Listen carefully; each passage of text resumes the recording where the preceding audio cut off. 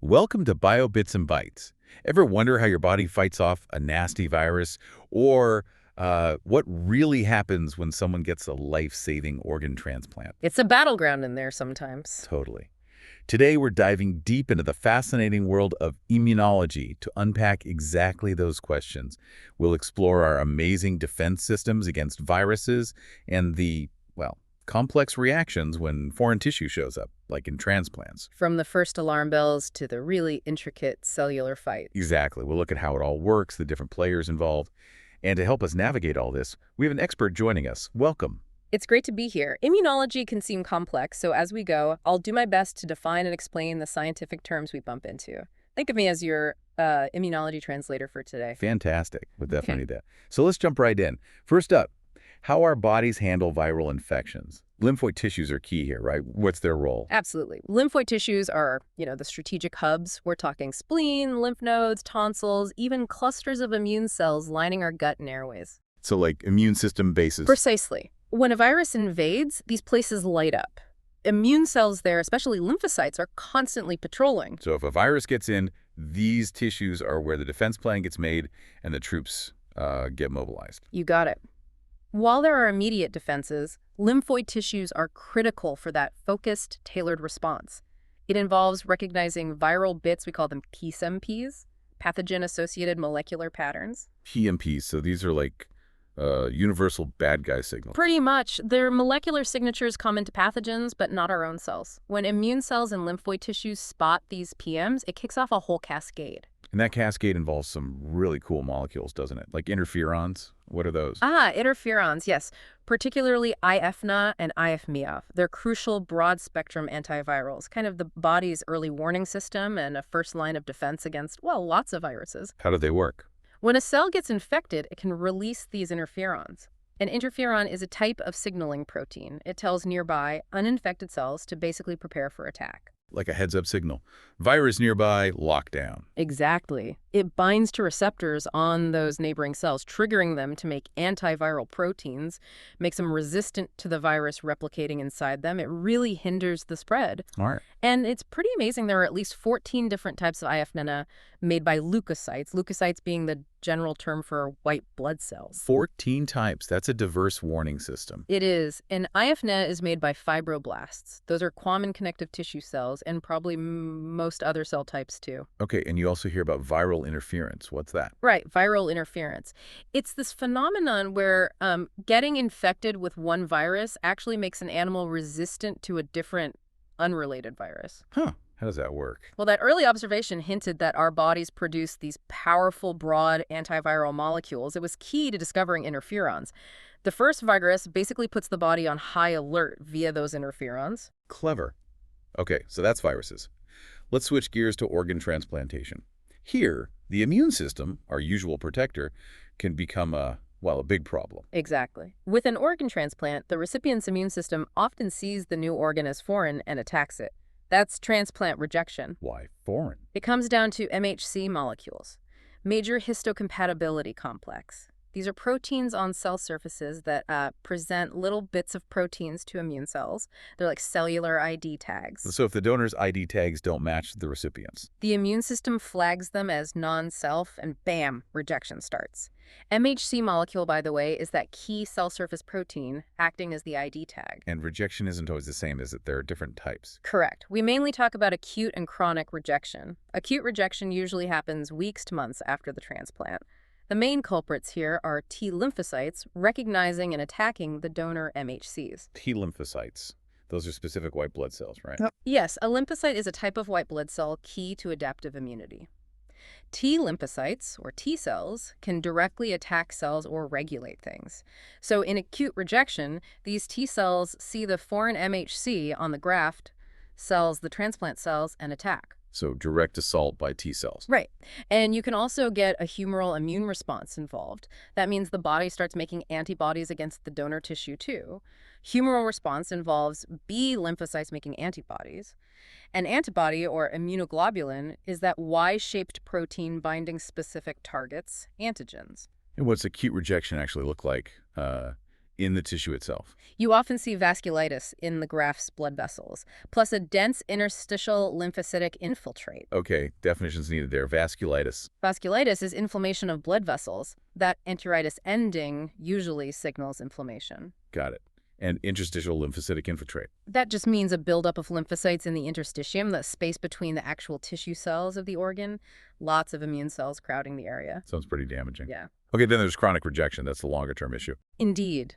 Chronic rejection develops months, even years later, often after bouts of acute rejection. It's more complex. Both antibodies and cell-mediated responses are involved. Cell-mediated. That's the part of adaptive immunity involving direct T-cell action rather than antibodies. So in chronic rejection, both systems are slowly damaging the organ. And even with modern medicine, this is still a big challenge. It is. Immunosuppressive drugs, meds that dampen the immune system, and tissue typing, which tries to match donor and recipient MHCs. Right, tissue typing, trying to find the closest ID match. Exactly. They've massively improved short-term graft survival, but chronic rejection often isn't prevented. It remains a major hurdle for long-term success. And how does the inflammation look different in chronic rejection? Generally, it leads to fibrosis and scarring within the organ. Fibrosis. Fibrosis is essentially excess fibrous connective tissue forming. It's like scar tissue building up, which gradually messes with the organ's function. And this manifests differently depending on the organ. It can, yes. For heart transplants, chronic rejection often looks like accelerated atherosclerosis. Atherosclerosis, that's artery hardening, right? Right, the buildup of plaque in the arteries. Sure. In lung transplants, you might see bronchiolitis obliterans. Bronchiolitis obliterans. Yeah, it's inflammation and scarring in the small airways, blocking airflow. Liver transplants can get vanishing bile duct syndrome. The bile ducts get destroyed. And kidneys often show fibrosis and glomerulopathy. Glomerulopathy. That's disease affecting the glomeruli, the kidney's tiny filtering units. So, yeah, serious long-term issues. Definitely highlights the challenge. Okay. To really grasp rejection and how to maybe stop it, we need to dig into the key players. Let's start with neutrophils. They're white blood cells, right? Yes, neutrophils, also called polymorphonuclear neutrophils because of their funny-shaped nucleus, multiple lobes. They're the most common white blood cell in our blood. They come from hematopoietic stem cells in the bone marrow. Hematopoietic stem cell. That's the mother cell in the bone marrow.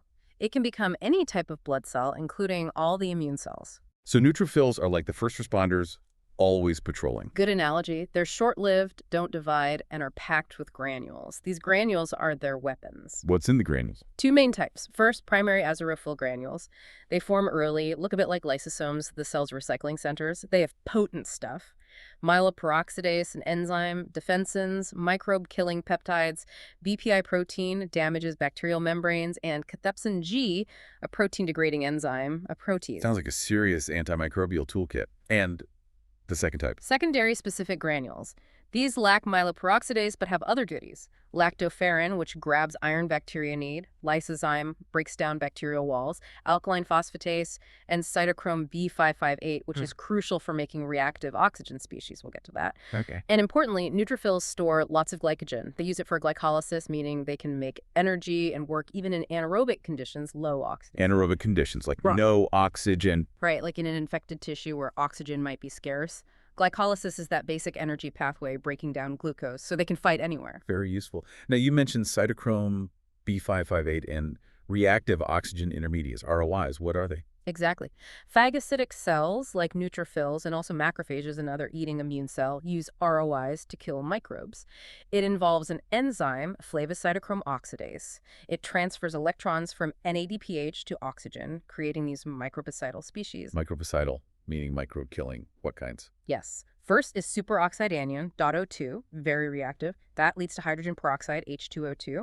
Then you can get even nastier stuff like the hydroxyl radical OOH and hypochlorous acid, HOCl, that's basically bleach. Bleach. Wow. Yeah, and other things like chloramines. This whole respiratory burst is super effective, but needs tight control so it doesn't damage our own tissues. Makes sense. A powerful weapon needs careful aiming.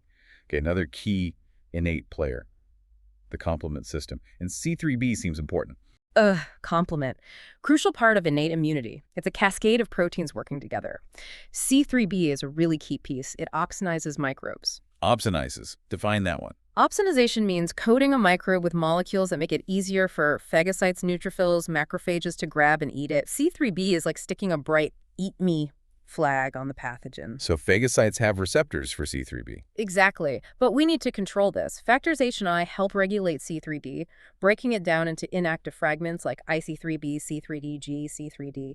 Interestingly, even these fragments can still help with opsonization via different receptors. So even the breakdown products are useful. Sometimes, yes. And when complement gets activated, C3b can actually covalently bind right onto the microbe's surface using its internal thiolester bond. Locks it right onto the target. Very targeted tagging. Now, besides direct killing, the immune system needs to communicate, amplify responses. That involves PRRs and cytokines. Yes. Pattern recognition receptors, PRRs, on immune cells recognize those PMPs we mentioned, the microbial signatures. When a PRR binds a PMP, it triggers the cell to produce and release signaling molecules, cytokines and chemokines. Okay, define cytokine and chemokine. A cytokine is a small protein messenger between immune cells, regulating responses, inflammation. A chemokine is a specific type of cytokine that attracts immune cells to the site of infection, like a chemical trail. So PRRs detect danger, then trigger cytokines and chemokines to sound the alarm and call for backup. Perfect analogy. These signals amplify the response, telling nearby cells what to do: get active, multiply, move to the infection. Interleukins are a major class of cytokines leukocytes use for this communication. Leukocytes, again, white blood cells. Correct. Interleukins are prime communicators. We've covered a lot of innate immunity, the fast response. Mm-hmm. What about adaptive immunity, the specific long-lasting one? TMB cells are key. Yes, TMB lymphocytes are the stars of adaptive immunity. Highly specific recognition, and crucially, they create memory. Long-lasting protection against things they've seen before. And different pathogens need different adaptive approaches. Definitely. Fighting a virus inside a cell is different from fighting bacteria floating in your blood. Adaptive immunity tailors the response. Antibodies from B cells are central to this. How do they work? Antibodies, or immunoglobulins, are those Y-shaped proteins. They bind specific antigens on microbes via their Fab region, the top arms of the Y. Antigen, anything that triggers an immune response. Right. The Fab region is super variable, allowing recognition of countless antigens. The bottom stem of the Y is the Fc region, fragment crystallizable. It's more constant within an antibody class. And the Fc region does. It interacts with other immune components. IgM and IgG antibodies can activate complement via their Fc regions. IgG's Fc region also binds to Fc receptors on phagocytes, boosting phagocytosis. The Fc receptors. Right. Receptors for the Fc part. Exactly. Proteins on immune cells that grab onto the antibody's Fc stem. So antibodies flag the enemy and call in the heavy hitters. Precisely. Antibodies are great opsonins, remember, coding for phagocytosis. Fab binds the microbe. Fc binds the phagocyte's Fc receptor. Easy eating. Complement components like C3b are also opsonins, recognized by complement receptors, CRs, on phagocytes. Complement receptor, then. Plus, complement activation, often triggered by antibodies, also attracts phagocytes, chemotaxis, and makes blood vessels leaky, increased vascular permeability, so help can get to the tissues faster. Wow, a coordinated assault. How do T and B cells get activated initially? Antigen recognition. That's the key. B cells have surface antibodies as their receptors, BCRs. If one binds its specific antigen well enough and usually gets help from a T helper cell, it gets triggered. It can become a plasma cell, churning out soluble antibodies, or a memory B cell for the future. And T cells. T cells have T cell receptors, TCRs.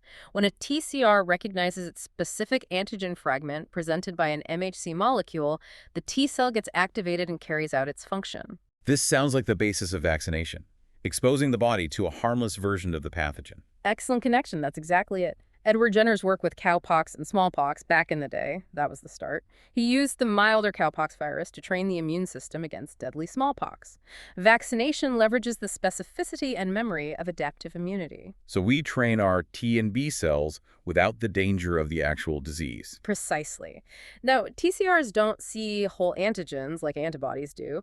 They recognize small peptide fragments of protein antigens presented by MHC molecules. Like the MHC is holding up a tiny piece for inspection. Exactly. And MHCs can present bits of our own proteins too, self-antigens. That's why self-tolerance, not attacking ourselves, is so vital. We hear about T helper cells and cytotoxic T cells. What are the distinct jobs? Okay.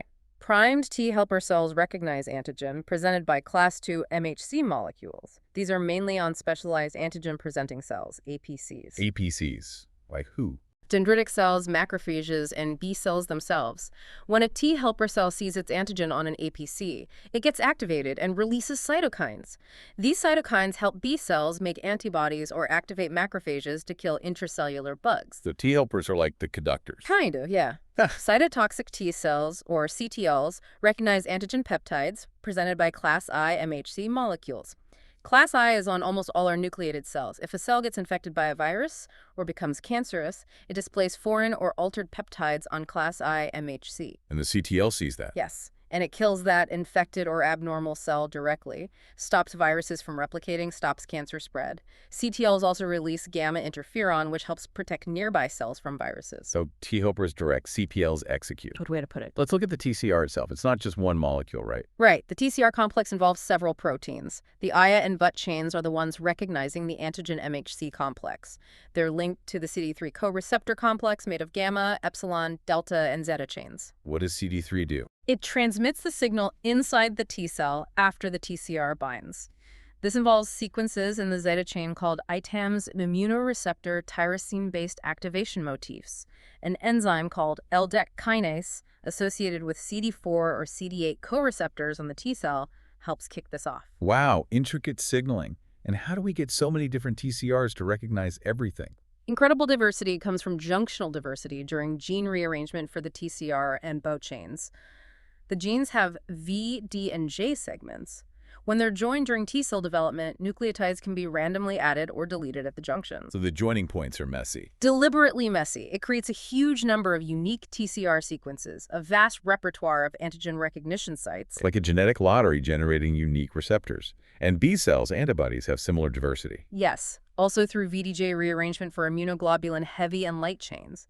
Plus, the pairing of a heavy chain with a light chain is mostly random, adding another layer of diversity. And one part is extra diverse. Often, the heavy chain's CDR3 region complementarity determining region 3.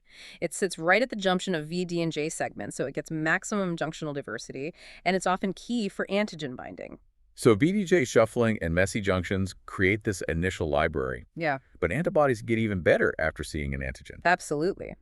After activation, B cells can undergo somatic hypermutation. This introduces random point mutations into their immunoglobulin genes, especially the variable regions. So tiny random changes. Yes. Sometimes a mutation makes the antibody bind the antigen even higher affinity. Those B cells get selected to survive and multiply. This often happens alongside class switch recombination. Class switch, like changing antibody type. Exactly. Switching from, say, IgM to IgG or IgA or IgE keeps the same antigen specificity but changes the FTIC region, giving it different functions. Both processes rely on an enzyme called AID, activation-induced cytidine deaminase. Like targeted evolution within the B cell. Okay, back to MHC-HLA molecules. You said they're why transplants get rejected. Are they very different between people? Hugely different. HLA molecules, the human MHC, are incredibly polymorphic. Tons of different versions, alleles, exist in the population for HLA, class I, A, E, C, and class II, DR, DP, DQ genes. And the differences matter for T cells. Yes, the variations are concentrated right where the peptides bind and where the TCR makes contact. That's why finding a match is so hard. So unrelated people are unlikely to match. Very unlikely. We inherit HLA genes as a block, a haplotype, from each parent, and we express both sets' codominant expression. That really drives home the need for tissue typing. Okay, besides T and B cells, there are other lymphocytes like iNKT and NK cells, kind of bridging innate and adaptive. You got it. iNKT cells have features of both. Some have semivariant receptors, type I, others more diverse, type II. They often recognize lipids presented by non-classical MHC-like molecules. NK cells, natural killer cells, are key innate players. What do NK cells do? They can kill infected or stressed cells without prior exposure. They have activating and inhibitory receptors. The balance of signals from these receptors determines if the NK cell kills the target cell or leaves it alone. Like cellular surveillance, checking if cells are okay. Exactly. Now, how do antibodies actually grab onto antigens? The contact area is called the footprint, maybe 410 square nanometers.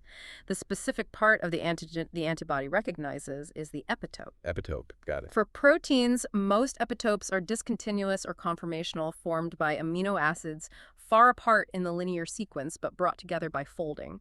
Some are continuous or linear, just a short adjacent stretch. So it's mostly about recognizing a 3D shape. Primarily, yes.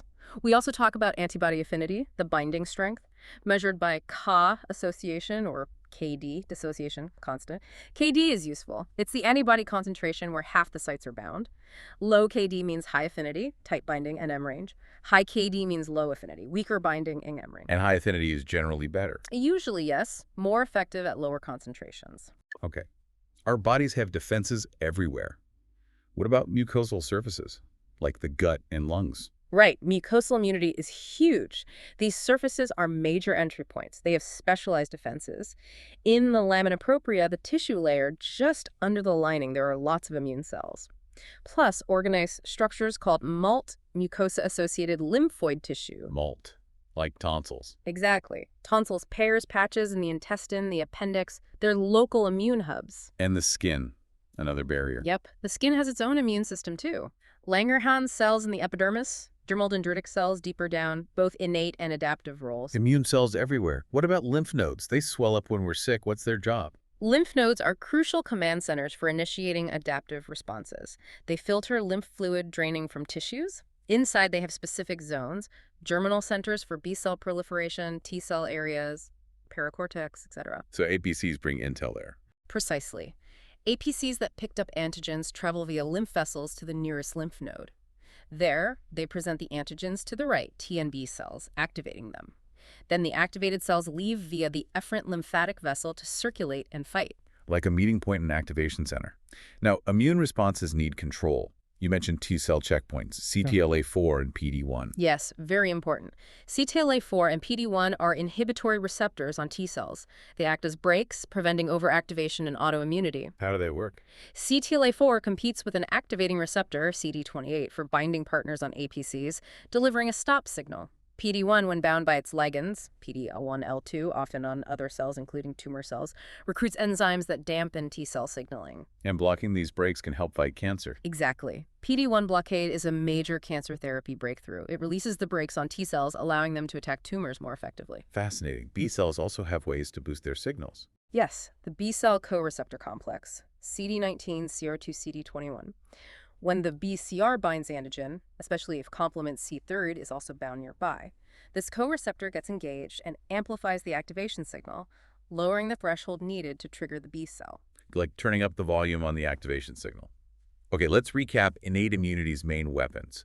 What are the key effector mechanisms? Okay, quick summary. Direct lysis of pathogens like complement, enhanced phagocytosis by macrophagous neutrophils via PRRs, release of nasty enzymes by neutrophil degranulation, Degranulation. just releasing the granule contents. Also, nets neutrophil extracellular traps. Nets. Yeah, they spew out DNA webs studded with antimicrobial proteins to trap and kill microbes extracellularly. Then there's mast cells, basophils against parasites, NK cells killing infected stress cells, and crucial antigen presentation by dendritic cells to kick off adaptive immunity. Quite the toolkit. And innate and adaptive systems really work together. Absolutely critical collaboration.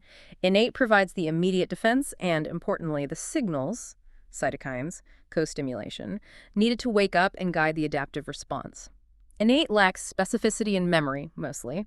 Adaptive provides that with TCR antibodies, but it needs the innate system to get started and shaped correctly. And cytokines are the main communication link. Central to it. Innate immune cytokines are key for maturing and directing B and T cell functions. The cytokine flavor influences whether you get mostly antibodies or a cell-mediated T cell response. Tailors the defense. How do these cytokine signals work at the cell level? They're potent, acting at low concentrations. They bind high-affinity receptors on target cells. This binding triggers intracellular signaling pathways, changing gene expression and cell behavior. Often, binding causes receptor subunits to cluster together, dimerize or trimerize, activating associated signaling molecules inside. And since they're so potent, how is their activity controlled? Multiple ways. Decoy receptors that bind the cytokine but don't signal. Receptor antagonists that block the real cytokine binding. Soluble receptors shed from cells that soak up cytokine. Some cytokines need enzymatic activation. And intracellular inhibitors like SOCS proteins that shut down signaling pathways inside the cell. Many checks and balances. Good to know. So T cells get activated, they multiply. How are the killer CTLs generated? Activated T cells proliferate fueled by cytokines like IL-2 clonal expansion. Yeah. For CTLs, precursor cells, TCP, recognize antigen on class I MHC, but they usually need help from T helper cells to fully mature into killers, Help out. often via cytokines like IL-2, IL-6 released by the helper cell nearby. Frequently, both the helper and the precursor interact with the same APC, like a dendritic cell presenting antigen on both class II for helper and class I for precursor. There's also licensing. A helper T cell can activate lyse a dendritic cell via CD40 interaction, making the DC better at subsequently activating CTL precursors. So multiple signals needed for safety and effectiveness. Even our nervous and endocrine systems get involved. Yes, there's neuroendocrine regulation. Stress signals from the brain, hypothalamus, pituitary, lead to glucocorticoid release, like cortisol. These hormones generally suppress immune responses, including cytokine production. It's a feedback loop. Part of overall body balance. Now, where do all these immune cells come from? All blood cells, including immune cells, arise from hematopoietic stem cells, HSCs, in the bone marrow. That whole process is hematopoiesis. Yeah, it's controlled. Tightly controlled by cytokines and growth factors, SCF, FLT3L, IL-7, TPO, EPO, various CSFs, lots of interleukins. These signals guide HSCs to differentiate into specific lineages. Transcription factors like Icaros and PAX5 also direct these choices at the gene level. Bone marrow, the immune cell factory. How do T and B cells specifically develop and learn not to attack self? Initial TB development is antigen independent. In primary lymphoid organs, thymus for T cells, bone marrow for B cells, they rearrange their antigen receptor genes. TCRS, BCRs. T cells go to the thymus for selection. Positive selection. Can they recognize self-MHC at all? Negative selection. Do they react too strongly to self-antigen plus MHC? Only those passing both tests survive. B cells undergo similar gene rearrangement and selection in the bone marrow. Mature, non-self-reactive cells then seed secondary lymphoid tissues, nodes, spleen, ready for foreign antigen. A rigorous training and quality control process. Okay, an infection starts. How do immune cells get to this site? Yeah. Inflammation and trafficking. It's a multi-step cascade. Early inflammatory signals, histamine, thrombin, make local blood vessel endothelial cells put up adhesion molecules like P-selectin. Circulating leukocytes have ligands, like PSGL1, that weakly bind these selectins, causing them to roll along the vessel wall. Yeah, slows them down. Then other signals, like PAF, activate the leukocytes, changing their integrin proteins, like LFA1, to a high affinity state. These now bind strongly to other molecules like ICAM1 on the endothelium, making the leukocytes stick firmly. Stop rolling, stick down. Then what? They follow chemotactic signals, chemical trails of molecules like C5a from complement and LTB4 squeezing between endothelial cells and into the tissue. That's diapedesis or extravasation, right to the trouble spot. Like following breadcrumbs. Now pathogens fight back. How do they evade all this? Oh, countless ways. Bacteria might have capsules making them slippery, hard to phagocytose like pneumococcus. Oh. Or they mess with complement activation. Viruses are masters of evasion. Antibodies can neutralize them, blocking entry. Complement can kill free virus. Antibodies can clump them for phagocytosis or trigger ADCC antibody-dependent cell-mediated cytotoxicity, where NK cells kill infected cells coded with antibody. But viruses hide inside cells. Right. Some pathogens, Toxoplasma, Leishmania, even thrive inside macrophages, subverting their killing tools. Often need T-cell help to activate those macrophages properly. Viruses use antigenic variation, changing their surface proteins. Think influenza drift and shift. They interfere with complement, block antigen processing presentation on MHC. Many tricks. A constant arms race. Which brings us back to vaccines again. How do they overcome these evasions? Vaccines use different strategies. Inactivated, killed, whole organisms, some flu, Salk polio.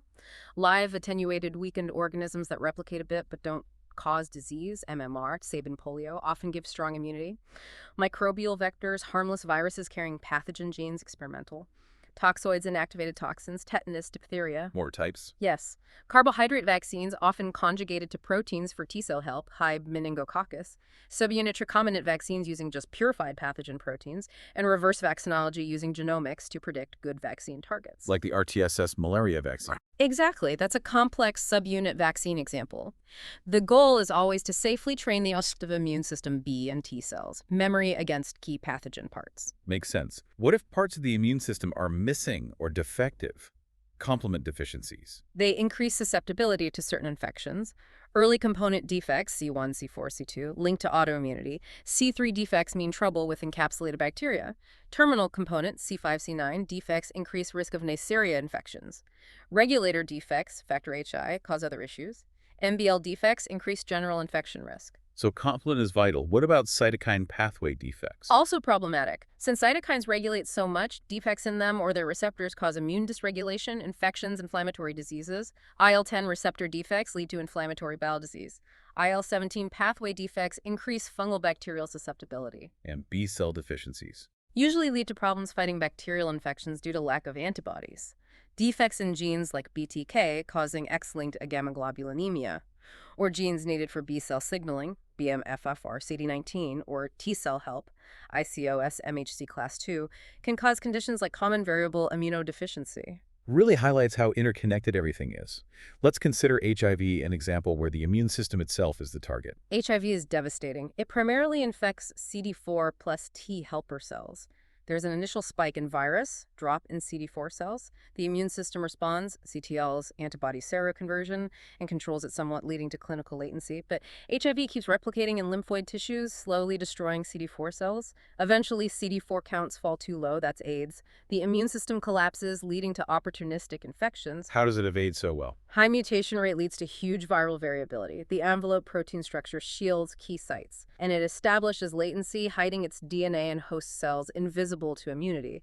These make vaccine development incredibly hard. We need broadly neutralizing antibodies, but inducing them is tough. A formidable opponent. We also mentioned hypersensitivity immune overreactions. Yes, immune responses causing tissue damage, either against harmless environmental things, allergy, or self-antigens, autoimmunity, transplant rejection. We have tolerance mechanisms to prevent attacking self, but sometimes they fail. And autoimmune diseases result when tolerance breaks down. Correct. Most are polygenic multiple genes plus environment. HLA genes are often involved, plus others like PTPN22, CTLA4. Rare monogenic forms exist too. FOXP3, RR mutations. What triggers autoimmunity? Mechanisms include molecular mimicry. Microbe antigen resembles self-antigen, leading to cross-reactive attack. Autoantibodies against self-components can form immune complexes, depositing in tissues and causing inflammation, like in lupus, or direct T-cell attack on specific organs, like Hashimoto's thyroiditis. So for autoimmunity and transplant rejection, we need to suppress the immune system. Yes, therapeutic immunosuppression is key. Corticosteroids, like prednisone, have broad effects. Calcineurin inhibitors, cyclosporine, tacrolimus, block T-cell activation by inhibiting IL-2 production. mTOR inhibitors, rapamycin, sirolimus, block signaling downstream of growth factor receptors like the IL-2 receptor. How do cyclosporine and rapamycin work specifically? Cyclosporine binds cyclophilin, and that complex inhibits calcineurin. Rapamycin binds FKBP, and that complex inhibits mTOR. Different targets, both suppress T-cell function. Do those to suppress just enough? Ideally, yes. Or even better, induce specific tolerance just to the graft or self-antigen, avoiding broad suppression. Bone marrow transplant is one way explored to induce tolerance to solid organs. Islet cell transplant for diabetes also requires immunosuppression. And MHC incompatibility remains the biggest hurdle in transplants. Absolutely. The HLA region mismatch drives strong rejection. Co-dominant expression means many foreign targets for the recipient's immune system. Even between siblings, only a 1 in 4 chance of a perfect match. MHC mismatch also causes issues like graft versus host disease after stem cell transplant. Lastly, a quick word on cancer immunology. Cancer cells can have unique antigens. The immune system can recognize and sometimes attack tumors. Tumor immunology tries to boost this. Therapeutic vaccines using tumor antigens are one approach, but tumors are good at evading immunity too. It's complex. And very recently, COVID-19 taught us a lot. Immensely. Studies using techniques like temporal transcriptomics tracking gene expression over time showed interesting patterns. Severe COVID patients often had early persistent neutrophil and coagulation activation, but impaired type interferon signaling compared to mild cases or vaccinated individuals. So neutrophils going into overdrive, but a key antiviral signal, IFN, being weak. That seemed to be a pattern in severe disease. This kind of dynamic analysis helps find biomarkers and potential treatment targets. It shows how understanding these fundamental immune pathways is critical even for new diseases. Well, this has been an absolutely fantastic, really thorough deep dive. Thank you so much for breaking down such the complex immunology for us. My pleasure. It's a fascinating field, always evolving. Glad I could help clarify some of it. So, as you've heard, this intricate dance of the immune system is vital, protecting us from viruses, navigating transplants, from innate cells spotting danger to T and B cells learning and remembering and needing that delicate balance for transplants. It's truly remarkable. And the COVID insights show how much we're still learning about its dynamics and disease. Absolutely. We really hope this deep dive has illuminated some key immunology concepts for you, maybe sparked some curiosity. There's always more to explore in this amazing field. Thank you for joining us today on Bio Bits and Bytes.